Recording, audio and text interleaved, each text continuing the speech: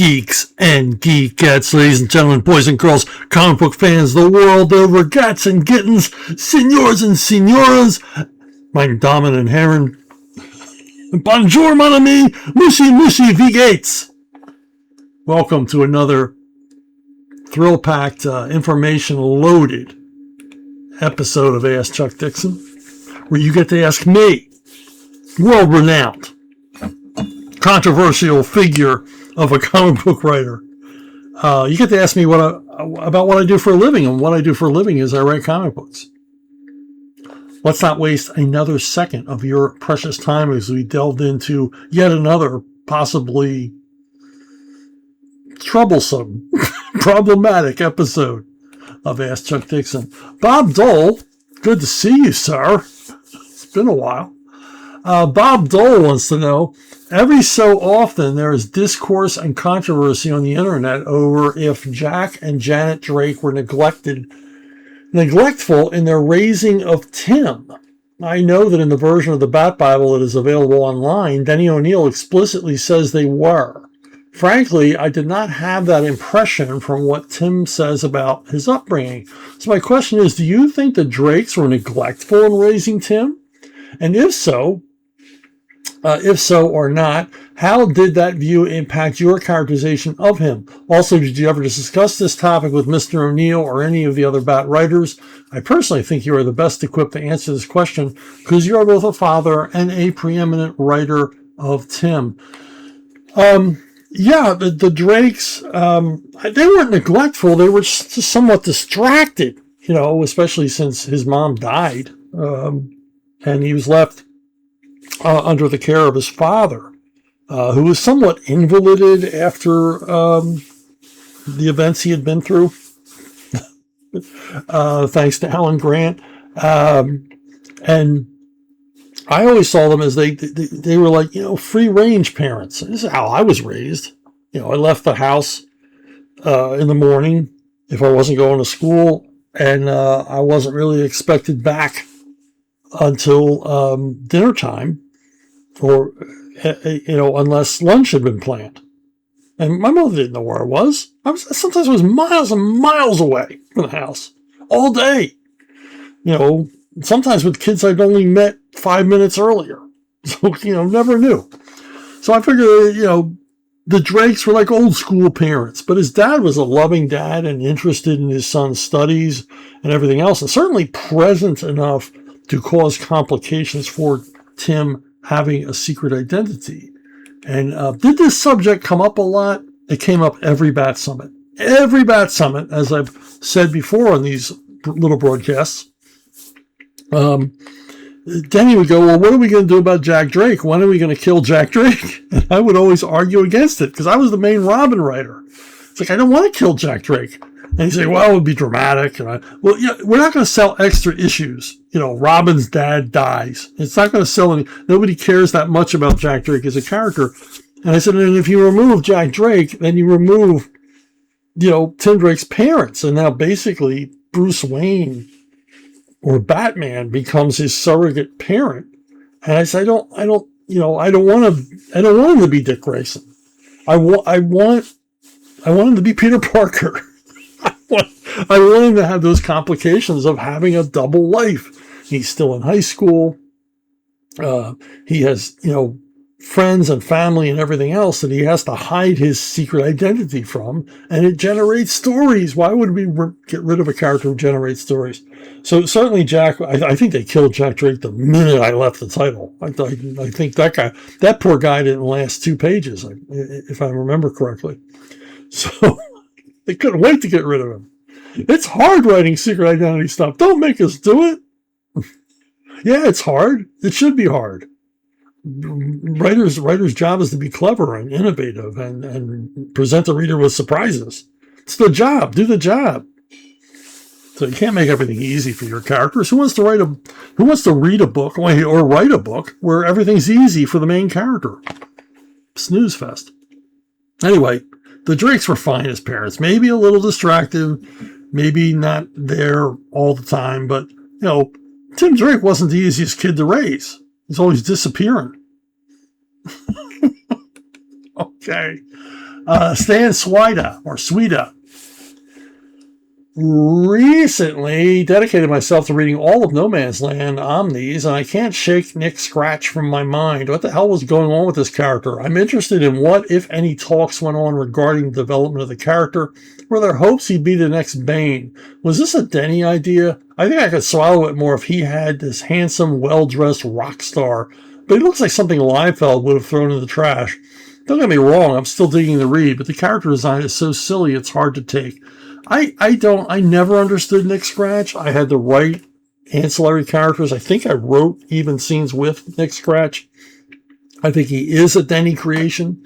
He sounds like a Denny creation. I never understood it. And I never understood why, if No Man's Land was such an important event, why more work wasn't put into creating the main villain who incited it. Because this is the same Denny who insisted that the villain at the center of Nightfall, the new villain at the center of Nightfall, who became Bane, Denny insisted that this character have legs, that this character have some work put into it, so that the event would work. And Nick Scratch never worked for me. I mean, what was his motivation? And the name is silly. Yeah, I know it's the devil, blah, blah, blah. Yeah, I never got it. The presentation of the character was kind of lame. I had a lot of problems with No Man's Land, and I voiced them early on, which is why I wasn't in a lot of talk. I was in one initial meeting about No Man's Land, big meeting about No Man's Land. I wasn't invited to anymore because I had a lot of problems with how that thing was set up. I think they should have put more thought into it. I understand high concept idea, and it was a brilliant idea in that it allowed writers pretty free rein to tell some really good stories within the framework. I just wanted the framework set up better and more logically. It didn't make a lot of sense to me. My biggest contribution, I think I did one arc with Bane, and I believe Two-Face, and then I did a lot of setup. The road to No Man's Land, there's a lot of work by me setting that thing up, trying to make it seem logical. But yeah, Nick Scratch, Nick Scratch has me scratching my head. I don't get it. Maybe Denny knew he had one foot out the door, but I don't think so. I don't think so. I think they thought that the concept, the No Man's Land, the escape from New York concept, was enough. It was big enough that they didn't need to put that much work into the villain who gets it started. But I disagree. Gary Salter. I really enjoyed your run on Batman and the Outsiders. In my opinion, it was the best iteration of the team outside of the original run by Mike Barr and Jim Aparo. Well, thank you, sir. That is high praise indeed. Back to Gary's remarks. I was wondering if DC had come to you in the early 1980s. If DC had come to you in the early 1980s and said, we want you to put together a team with Batman as the leader, who do you think you would have put on the Outsiders at the time? Yeah, my wildest dreams, still a fanboy in the early 80s, dreaming one day I might write a comic book or two. Who would I pick for the Outsiders? And thanks for the kind word on my run on the Outsiders. I really enjoyed that run. I really enjoyed doing it. And oddly, I would have included some of the characters that were already part of that team. Made sense to me. So, in addition to obviously Batman, who has to be in Batman and the Outsiders, I would have had Martian Manhunter. I didn't pick Martian Manhunter for my run, but I thought he was a good pick. My team for the initial issues was pretty much already put together. And the approach for the title was like a Mission Impossible kind of deal. And I thought Martian Manhunter was a good fit. He would be on the same page as Batman. He is a detective character, and his alter ego is as interesting as Bruce Wayne's is compared to Batman. So, and he brings some degree of power, some blunt force to the group that it would need.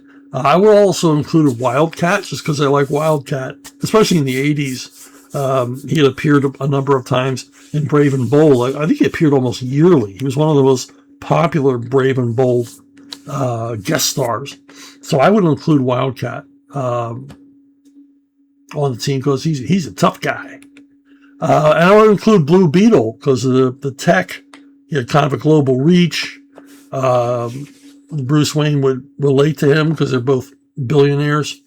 But he would be able to provide ordnance. If this was going to be an international team, which Outsiders always was, you would need a guy like Blue Beetle for transport and things like that. And of course, all these teams always need a female character. And I would have had Batman recruit Catwoman. It's a Mission Impossible team. It's a means justify the ends kind of organization. And I think he could have brought Catwoman into the group, much like, she was part of my run. But like I said, I didn't pick that initial run, but I thought it was a good team. But that's who I probably would have picked for Batman's splinter group from the Justice League. Which, if some readers, younger readers, might not realize that's how it was created. Batman leaves the Justice League because he thinks they're a bunch of lamos. Forms his own group. It's tougher. Twin spin.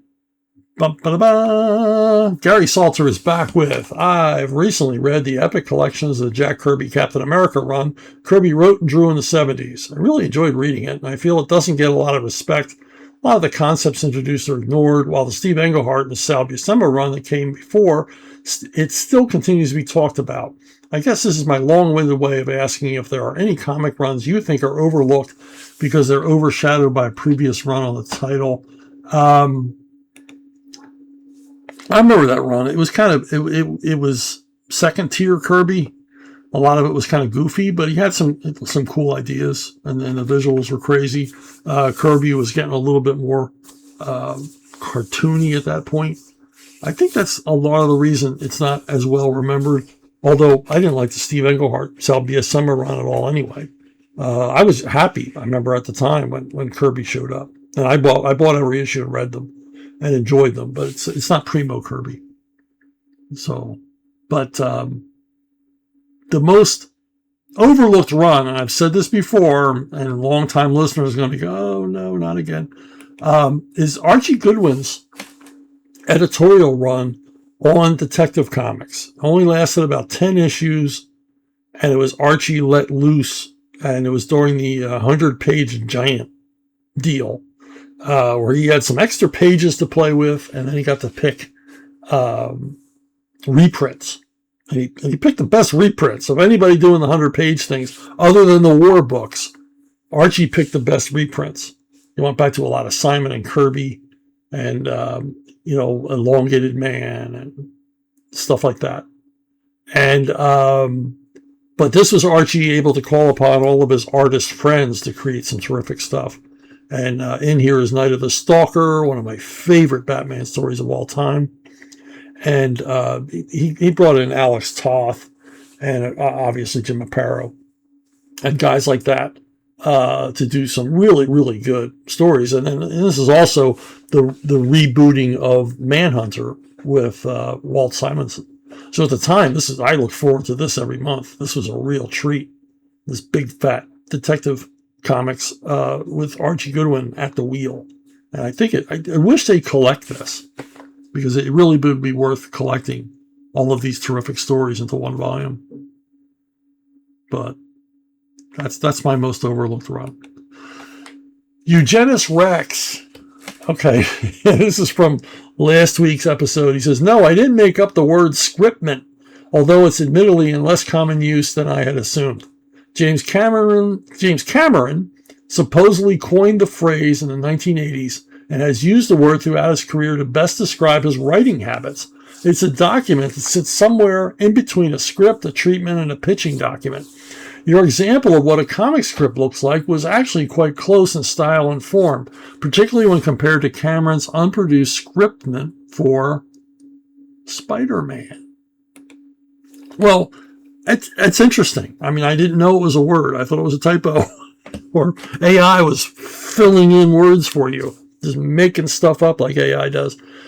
So hey, I have learned something here, and I'm grateful for it. And yeah, I guess I've written scriptments because I've been asked to write movie treatments, and I end up writing something like what you're talking about. A recent one I was asked to write. I was working with some people that I knew that but I had never written for before, and they had this high concept idea they wanted to turn into a treatment. By high concept, I mean like one sentence. And so they asked me for a treatment. I started writing the thing, and I just sort of went wacky. I started throwing in dialogue. I started setting up scenes. I started suggesting, angles they might shoot at. I mean, I'm constructing like trying to make them see the movie in their head. And I threw everything with the kitchen sink into it. And when I handed it in, I said, you got to remember, I'm a comic book writer. This isn't like, dry ball, boring movie treatments that I've read so many times. This is like trying to get you excited about the movie. And my thing is, if I think of an entire dialogue exchange, I'm going to put it in. Why not? Otherwise, they're not going to know about it. And I might forget it. And it'll help sell them on the idea and make them see the picture in their head. And it was all good. They loved it. They had one minor change, which when I heard it, I said, yeah, that makes perfect sense. It was easy to do. 5-minute little rewrite toward the beginning of the story. And it's now in development, which means nothing. They still talk about it because they love talking. Maybe it'll be a movie someday. Who knows? I certainly hope so. But it was fun to do. Taking somebody else's idea and going crazy with it. And I still don't know to this day if I came anywhere near close to what they had in mind. But yeah, I've written scriptments. I just didn't know there was a term for it. Eric McCrae is here with, are you familiar with or read Strontium Dog by writer John Wagner and artist Carlos Ezquerra? They were one of the most iconic creative teams in British comics, also collaborating on Judge Dredd. Yeah, I know Strontium Dog for sure. I read these as they came out. I remember reading them. Didn't he appear in Star-Lord first, if I'm not mistaken? And move on to 2000 AD. But I read these as they came out because I was subscribing to a subscription service in the UK. So I read 2000 AD from the beginning, which I thank Alan Mackenzie, who's a bit of a big deal in UK comics now. But we were both fans at the time, and we would trade stuff back and forth. And he told me about this 2000 AD book and sent me, like the first 12 issues. And I immediately subscribed to it and read it for years. And so, yeah, very familiar with Strontium Dog, very familiar with Senor Ezquerra's work. He's just a giant in the British comic scene, both war comics and sci-fi. And John Wagner. John Wagner is one of my favorite writers of all time. He's one of the greatest comic book writers ever. It's just an idea man unlike any other. I always say John Wagner puts more ideas on one page than some writers put in an entire 3-issue arc. Just a tremendous talent and very influential. And as you said, Judge Dredd, I read a bunch of his stuff. I mean, I think he's still writing, but I read some relatively recent stuff. I mean, guy's never lost it. John Wagner is just aces. If anything, he's gotten better over the years. He started out great, got better. So yeah, very familiar. Very, very familiar. Hopefully they're making what's the other movie? Rogue Trooper. They're making a Rogue Trooper movie. Maybe Strontium Dog will follow. We'll see. I hope the Rogue Trooper movie doesn't suck. Twin Spin. Eric McCrae is back with, what's your thoughts on dystopian movie Damnation Alley and the Saturday morning live action show Arc 2? Both use the same vehicle, the Landmaster. Damnation Alley is an example of a bad movie that based on a good idea that should be remade. And they're always remaking great movies and, making like pale imitations of great movies by rebooting or remaking them. Why not remake movies that weren't that good, but had a good idea? And Damnation Alley is one of them. They really need to remake it. It's a lot of fun. I don't know why they don't. And of course, the Landmaster, forget about it. It was the star of the movie. Everybody loved the Landmaster. I could live in that thing. Just an awesome, armored RV, lots of guns and all the rest of it. But dumb movie, just a dumb movie. And of course, they're not going to build something like that and not reuse it again. So I think they just created Arc 2 in order to use that vehicle again. And get some of their money back. But I never watched Arc 2. But I vividly remember seeing Damnation Alley on a double bill with, I don't know what, some other probably lousy movie. So there you go. Hey, triple spin. And Eric McRae is back. He's stuck on dystopian Saturday morning stuff. Which is fine. Steve Gerber created the dystopian cartoon Thundar the Barbarian. Primary characters designed by Alex Toth. All the supporting characters and content designed by Jack Kirby. Did you ever review this classic 1980 cartoon that obviously inspired He-Man? Yeah, I watched them when they came on. I watched Thundar because I knew the pedigree. I knew Toth and Kirby had worked on them, and so I was curious to watch them. I can't remember a thing about them other than Ookla the Mock. It's the only thing I remember from the show. And I really only remember Ookla the Mock because of the group Ookla the Mock, who, if you've ever heard them, it's what would happen if fanboys formed a rock and roll band. I strongly urge you to seek out Ookla the Mock's song, Stop Talking About Comic Books or I'll Kill You. It's brilliant. I'm sure there's a YouTube video somewhere. If there is, I will put it in the link below. But you got to hear that song. So yeah, I mean, I remember watching the show and thinking it was kind of cool, but I can't remember a thing about it. I certainly can't remember any stories. And I remember at the time, a lot of fanzines and stuff were republishing some of Kirby's production art for it. So, and this was, I talked last week about how Kirby got repaid for a lot of his stuff. And this is, I believe part of that. Making sure Kirby got taken care of in his later years by giving him, high paying jobs like this where he could just go crazy. And, I'm sure it was appreciated. If you're doing a wacky, dystopic, sci-fi, Saturday morning cartoon, you're not going to do better than Kirby. Come up with your images and backgrounds and vehicles and all that craziness. Quad spin. All righty. Eric McRae is back once again with which studio or production team created the best superhero cartoons? Boy, I feel like I should have a bowl of Captain Crunch in front of me. Filmation in the 60s and 70s. Hanna-Barbera in the 60s and 70s, Warner Brothers Animation during the Bruce Timm era, or Marvel Animation? Also, which is your personal favorite? Well, I'm not going to drop one Hanna-Barbera again from a great height, but just to say that not my favorite. Even as concept as cool as Space Ghost, they just kind of punted because Hanna-Barbera were, if anything, an anti-creative animation house. They wanted to make things dumb. Everything on Saturday morning was pretty dumb. If it wasn't done by Jay Ward, and it, just insulting and pandering to kids, and not a fan of Hanna-Barbera whatsoever, or Filmation, or any of the other outfits, because it just seemed like a huge cash grab.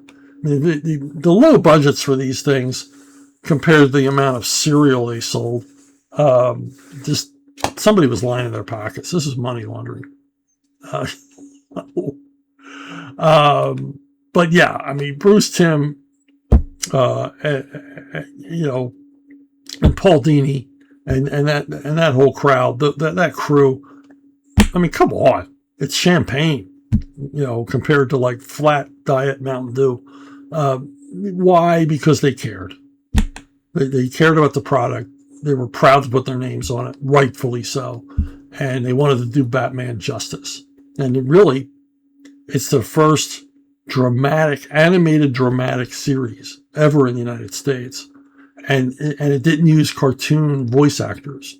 They used like real actors in the roles. I mean, this was a first to have, actual name actors playing characters rather than showing up as themselves to meet the Harlem Globetrotters. So yeah, I mean, there's not even a close second here. Hamilton Blues lovers. What was your family's reaction when you started your comics career? Parents and wife. Well, generally growing up, my parents' attitude was kind of laissez-faire as to what I was going to do for a living. I'm sure they worried about it because all I was interested in was writing or drawing comics. And, but they never dissuaded me from it. My mother asked a few times, don't you think maybe you should have a backup plan, a plan B? But I rejected that. And I just worked a series of, dead-end donkey jobs that were enough to make the car payments or the rent, while I kept writing and drawing at the beginning. I drew a lot of my own comics, just trying to make something happen, submitting to fanzines, getting an interview with DC, sending pitches into Warren Comics, which, my God, they must have thought I was an idiot because they're all awful. And just, working at it. But when I, young kid with a dream, when I finally got into the business, my mother was no longer with us, but my dad, when I was on Batman and Punisher and everything else, and we had just finished building our second house, and I didn't have two houses. We built one house and then moved it and built a second. I never had two houses at once. So I'm not one of those guys. And my third home, in Malibu. Anyway, I remember the first time my dad came to the new house. He told me how proud he was of me. And he never said that before because I always thought maybe this isn't going to work out. But then when he saw that, I was doing okay. I was doing okay. I was making my mark, and it looked like a full-time gig. He told me that he was really proud and somewhat surprised. I remember him telling me he knew I had talent, but he said, you never know if that's going to pay off, and he was right. Now, my wife, when I first met my wife, before we were married, she knew I was into comics. She knew I was trying to get into comics. But then we got interested in each other and we're talking seriously, about getting married and everything else. But at that time I was still working a donkey job and, but I was starting to get some traction. I was starting to sell some stories to Eclipse and Marvel.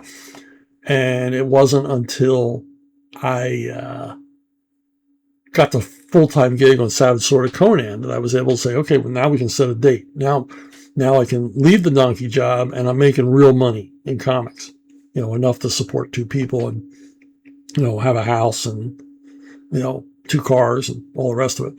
So my wife was very pleased about that. She's not a fan, has never been a fan, barely read anything that I wrote, to this day. Is vaguely aware of the people that I work with. But and that's fine with me because the last thing in the world I want to do when I'm done writing for the day or done with Zoom calls or phone calls is talk about comics. I really don't want to, I like talking about comics with you folks, but I don't want to sit around the dinner table, talk about who could win in a fight, Hulk or Thor. So, but yeah, I mean, generally, my family in general were just pleased that, I didn't end up in my 40s driving an ice cream truck. So, so they're pretty happy about that. And my next oldest sister, she used to like, if she met someone who was a comic book fan, she used to like dropping my name and seeing their reaction. It was kind of a hobby of hers. So, twin spin. Here we go. Hamilton Blues Lovers is back with, since becoming a writer, do you find it harder to enjoy fiction? Now that you know how the sausage is made, do you find yourself being more critical? Oh, yeah. Oh, yeah. I'd love to go back to the days when I didn't know anything about 3-act structure or character arcs or any of the rest of it, because, you can see the seams. You can see where the stitches went in on stories, especially if they're poorly done. And so many are. I mean, there's a lot of really bad material out there. I think like post 2012, maybe 2008, there's more and more crap out there. Sturgeon's Law is coming to effect everywhere. And it's just painful, especially now with like streaming slop, watching a streaming series and seeing where, oh my guys, they're padding this out. This scene was unnecessary, whatever. So, sort of seeing through, I'm no longer a passive viewer unless it's something really good. If it's something really good, I can forget all that. I become the most credulous viewer. I'll just buy anything you want to throw at me if you're really selling it hard. If you're showing me something really, really different, then I will. I mean, if it's Brawl in Cell Block 99 or Barbarian, yeah, I'm going to forget. I'm going to take off my writer hat and just enjoy it. But mostly, I find disappointment, which is why I generally, for movies and comics, I will go back and read or look at things I already know are good. So I don't get disappointed. Because the rare times, especially if I watch anything American made, I'm sorry, it's all just formulaic and uninteresting. I turn to Korean movies a lot. I watch a lot of French movies. And I'm not being a cinema snob or anything else. It's just, I want to see something different. I want to see a story with some impact, some emotion. Show me something surprising. Don't be afraid to have a downer ending. Make me forget. And the thing about Korean and French movies, maybe the dialogue was wretched in their original language, but that's okay. I don't care about the dialogue so much as I do the story. But yeah, it would be fantastic to go back to the days when I just sucked all this stuff up. I just absorbed it without question, without being part of the business. And again, I don't mean this as a snob or anything else, but once you've been behind the curtain and seen how the magic tricks are done, the temptation as a writer is to just do that, just do the mechanical thing. And like so many writers are doing now. I mean, we're professional, formerly well-regarded writers doing AI, using AI to help them write their books. It's like, boy, we are just going down a really, really bad path. I mean, if you hate writing that much that you want to get a machine to do it for you, then stop doing it. I mean, I like writing. I'll start writing a new novel next week, and I can't wait. Can't wait to get to it and just dig in. But again, like I said, I've been behind the curtain, and it's hard to watch bad stuff. It's hard to, even if it's well performed and well presented, because everything's well presented now. Everything looks great, But then, you're like, ugh.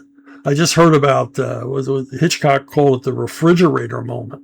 That if he's done his job properly and presented the story, that you won't realize there were holes in the plot or deficiencies or things that didn't make sense until the next day when you're looking in the refrigerator for a snack and start thinking about the movie you watched yesterday, that you're not going to think about it during the movie.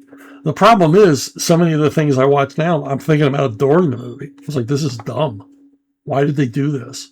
And my biggest problem is, and I heard the guys on Film Threat discussing this in a video last night, is so many times in these stories, the characters don't earn what they get. They don't earn the heroic status. They don't earn the romantic partner. They don't earn anything in the story. And that's a problem. That's a problem. It makes this stuff hard to watch. Certainly hard to finish. Can't tell you how many times I've looked forward to watching a streaming series, like a 10-episode thing, stop in the middle. Because it's like, I'm getting that old feeling. I'm being played here. You're padding this thing out. There's no more story. And you're just treading water. And I don't want to be here for that. I'm going to go, rewatch Dirty Dozen or The Conversation or House. Triple spin. Hamilton Blues Lovers is back with, in the old days, Bob Hope, The Stooges, Jerry Lewis, Abbott and Costello had comic books. Which other comedian do you think deserves a comic series? Well, maybe some of you don't know this, but back in the day, top comedians, funny men, had comic books. DC had like a whole, line of these things. With Bob Hope, Martin and Lewis, and eventually Jerry Lewis took over the title when the broke up Jackie Gleason for a while, Phil Silvers with the Sergeant Bilko comic, and the Bob Hope and Jerry Lewis comics survived. I mean, Bob Hope ran, oh my gosh, almost 20 years of comics.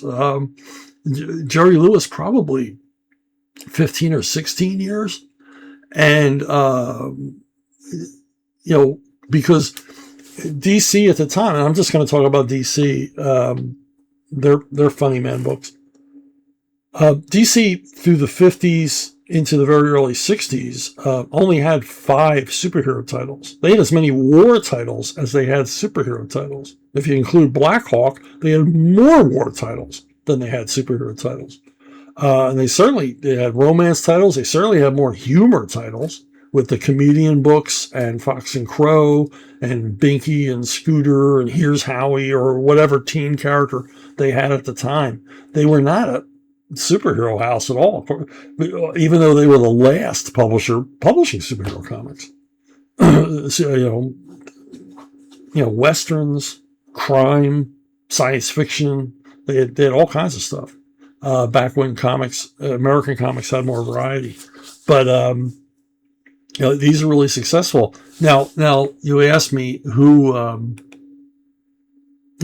Hope especially. I would love to write a Hope comic. The Hope comics were, particularly at the beginning, were really cool because Owen Fitzgerald, very, very talented cartoonist, the guy was an animator, and he was the regular Bob Hope artist, and the comics were good. I've got a bunch of them, like from the late 40s, early 50s, and they read like a Bob Hope movie.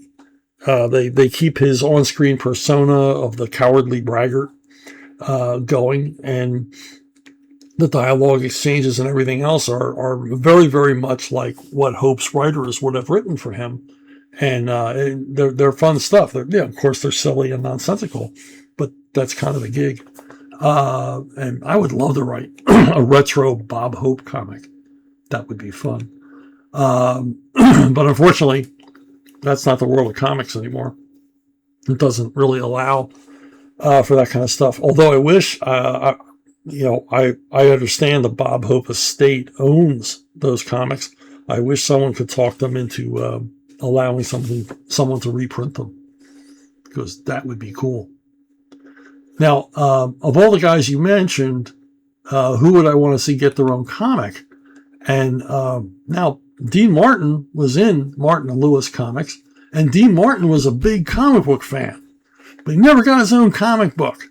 I'd like to fix that. I think that would be fun to write a retro Dean Martin comic book. And, in which he's sort of a cool, suave kind of guy. And the thing is, you will say, well, Dean Martin wasn't a comedian. Yeah, he was a comedian. if you ever get a chance to hear, there's 2 CDs that collect his live Vegas act, and they are hysterically funny. He didn't like singing in front of an audience, and so he would many times purposely mess up the lyrics of his song, or create new lyrics for his song, and then go on, long monologues and arguments with his band, and responding to hecklers in the audience. The guy was quick. He was funny. He loved being silly, even though he had this super cool guy persona. He loved being silly. He loved comic books. So it's a shame he didn't have his own. I'd love to fix that for old Dino. All right, this one I picked up off of YouTube, and it's I'm responsible. I said controversial things last week talking about George Perez and John Byrne. A whole bunch of people, responding here in this venue. Oh, I love George Perez. Yeah, I didn't tell you couldn't love George Perez. Okay, I had problems with George Perez, but somebody called me out on this, and I knew they would. A poster named Trembling Colors said, "What is your problem with Byrne's writing? My problem is, as much as he said he hated Chris Claremont's over verbose writing, he did the same thing to only a slightly less degree." And then Dandy Dan, your mom, he reiterates, "Yes, please answer, Chuck." I should have known. I did know when I said I had a problem with John Byrne's writing that I was going to be called out on it. And again, big fan of John Byrne, read every John Byrne, look forward to John Byrne, cannot wait to read this X-Men project of his, cannot wait. Master craftsman, one of comics' great all-rounders that he could write and draw and everything else. And I enjoy his stuff, and it's entertaining, but I just have one little problem, and it's with Byrne's small talk dialogue. When he has scenes with characters just kind of hanging out and trying to talk like real people, it never comes off to me. It never comes off. It sounds like he wrote it, and he sounds like he's trying really hard to make them sound clever and arch. He's trying too hard. His characters generally are too clever, too arch, too many plays on words, too many lines that should not have been spoken. You can convey more information by having characters not speak than speak. And sometimes you blunt the effect of your own writing by having characters remark on what's going on, or talk about their emotions rather than display their emotions. And I always thought he was a better storyteller than that he could have gotten away. And like Trembling Colors said, not be so verbose. His Fantastic Four comics, which I really enjoyed them when they came out. I look forward to them every month. So many times ended with a "nobody leave this room" ending, where Reed Richards gives us these incredibly dense explanations of what's happened in word balloons that might number 40, 50 words, which is crazy.